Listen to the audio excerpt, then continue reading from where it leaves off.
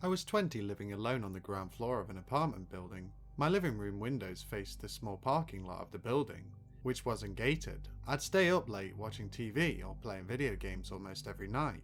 It was winter when I first moved in, so I'd have the blinds down at night to help keep the cold air out.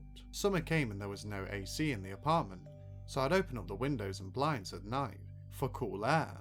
One night, I'm laying on the couch watching TV when I get that feeling of being watched. I looked over at the window and a man had his hand and face pressed against the screen, merely 3 feet away from where I was lying, just watching me. I let out a blood-curdling scream and he did not even blink. Terrified, I jumped up, grabbed the phone and screamed that I was calling the cops. He still just stood there, completely motionless and dead-eyed. At that point, I yelled that I'm getting the neighbour and started walking to the door. He finally took off.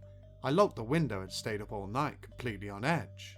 My boyfriend at the time came over and stayed for a full week. He made sure to leave the blinds open and sat on the edge of the couch closest to the window to make it known I wasn't always alone.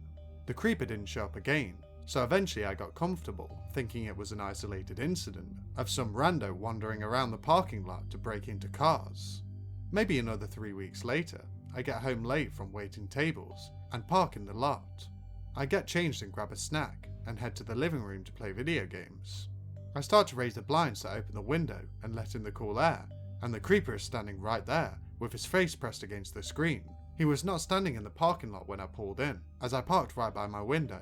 I can only assume he waited around the corner of the building, watching me come home and timing my movements. This time I grabbed the phone and immediately called the cops. I was shaking, crying, and in complete hysterics. The creeper took off running. The cops came and said they'll have someone patrol the block when they can, and my boyfriend immediately came over.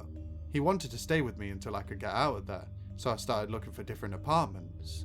Another 3 or 4 weeks passed and I have a different apartment lined up, on a high floor, in a building that had a doorman, because at this point, I certainly needed it. My boyfriend had to go out of town for a few days, so I decided to go stay at my friend's place, because I certainly wasn't going to be there alone. I'm at my friend's place for 2 nights, but wanted to run home and grab a few things I'd forgotten. She goes with me for obvious reasons, and we go in the afternoon, not after dark. We decide to hang out for a bit and play video games together, because it's daylight and there is activities all around the building. There was no AC of course, so I hesitantly raised the blinds to get fresh air. I'm terrified opening them now. Then I laugh to myself because I do it, and of course, no one is there. I open the actual window and see 2 large holes cut into the screen, right above the latches. They were definitely not there 2 days ago. My blood ran entirely cold. The creeper knew my boyfriend was gone. He was watching and saw his car was gone. I'd left my car there as my friend picked me up, and we always left a light on in the living room to make the creeper think we were awake. So he saw my car, thought I was home, saw the light on, yet proceeded to cut holes in the screen to break in.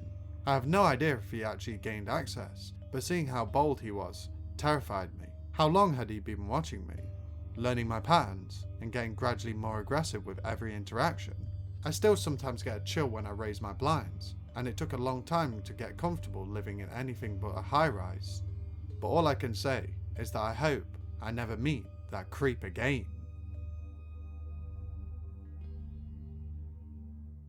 I lived in a not so great area in Cleveland, Ohio.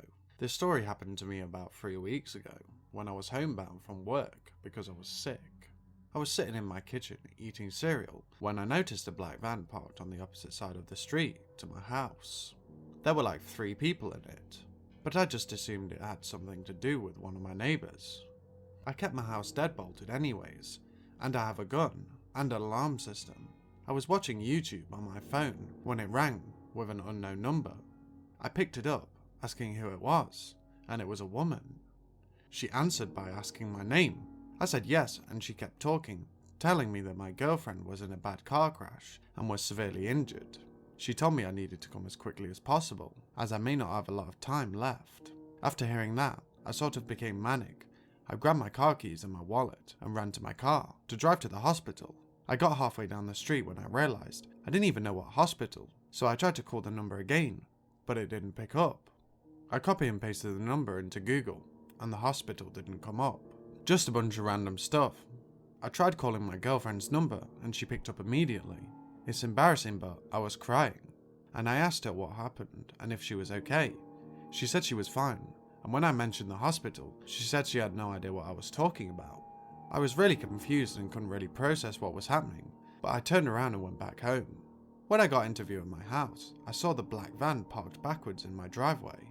It wasn't fully clicking into my dumbass brain what was happening, but I knew well enough that they had no reason to be in my driveway. When I drove over, there was only one dude in the car now. The other two were literally right at my front door, which I had forgotten to lock when I ran out to my car. They were all wearing beanies and face masks, so it was hard to actually see what they looked like besides their eyes. When they saw me pull up next to their van, the two started running back to the van, and we all started a shouting match. It was basically me screaming, "What the hell are you doing parked in my driveway?" and them telling me to shut the hell up. We kept doing that for a while, when one of them flashed a pistol at me and threatened to shoot me. As soon as I saw the gun, I floored my gas pedal and fumbled to dial 911 as I drove. I could see them pulling out in my rearview mirror, driving in the opposite direction out of the neighbourhood. The police still came, and I gave them a description of the van and the clothes they were wearing.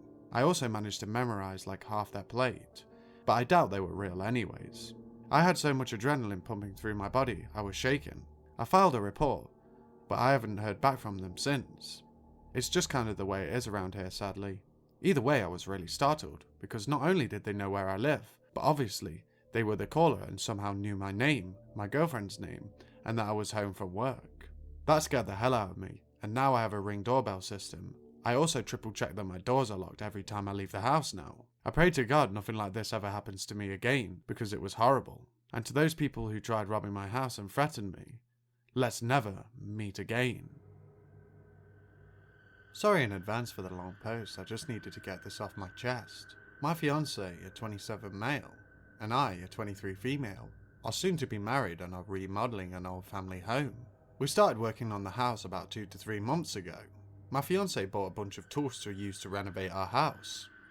The house has been sitting with nobody in it for over a year. Keep in mind the house is located in a fairly rural area. A few houses and trailers here, and there is not too much traffic. We have a rodent problem and we've been setting traps to catch them. 3 weeks ago my fiance went to check the traps and we had a rat that was alive. Long story short, he didn't want to take care of it, so he left it. I got off work at 9 PM and went over to the house to take care of the rat. It was raining and my mum and brother came with me. I went to the back door and it was wide open, and water was blowing into the house. I was pissed. I thought that my fiance had left the door open. I shut it and finished my business there. I asked my fiance why he left the door open, and he claimed he didn't. I called BS, and left after that. It didn't occur to me at the time to think that somebody may have made a quick getaway. Fast forward to today, my fiance and I went to our house to throw a whole bunch of trash and stuff into the dumpster we rented. When we went inside, we immediately noticed that some things were missing. Drills, sanders, etc. We realised they had been stolen. We called my mother-in-law and told her about it. She told us to make a police report. What scares me about this is that everything began to click with the mousetrap incident. Somebody has been scoping us out. I would go to our house by myself on many occasions, and always had the creeps and felt watched. My little brother even remarked that he felt watched there and asked me if we were sure that nobody was in there while we were gone. I noticed today when I was there alone that my dog was acting very nervous and suspicious. She wasn't running and playing like she usually does, and didn't want me to go to the backyard or the wooded area.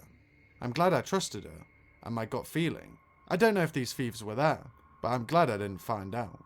We are currently in the process of installing cameras. This had to have been somebody that lives near us and can monitor how often we are there. So to the person or people that broke into our unfinished home, let's not meet ever again.